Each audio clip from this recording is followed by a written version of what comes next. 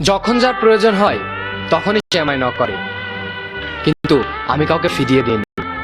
কেউ যখনই খুব একা নক করে, যদি আমায় নক করে, আমি কখনো তাকে ছেড়ে দূরে যাইনি। প্রয়োজনে আমি নিজেই তাকে নক করি।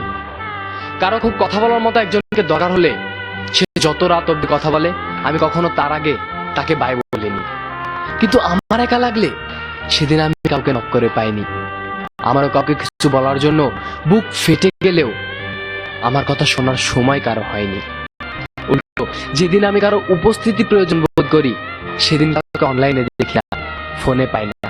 যদিও বা পাই, সেদিনই তাদের জীবনে সকল ব্যস্ততা যেন এসে হাজির হয়। তাই সে করে বালি ভেবে সব আশা ছেড়ে দিয়েছি। আমি তাদের দোষ দিই না, হয়তো দোষটা আমারই। দোষ আমার ভাগ্যের, নয়তো আমার সময়ের। এক আন্টি আমায় বলেছিল, প্রিন্স, সবাই তোমার মুখের ওপর যে কোনো ব্যাপারে না বলে দিতে পারে, কিন্তু তুমি কখনো পারো না। হ্যাঁ, আমরা পারি না। আমাদের যেন কখনো কাউকে প্রয়োজনও না হয়। কারো বাঁকা ঠোঁটে হাসি ফোটাতে পারি, এটাই আলহামদুলিল্লাহ। আমাদের গল্পগুলো না হয় আমাদেরই থাক।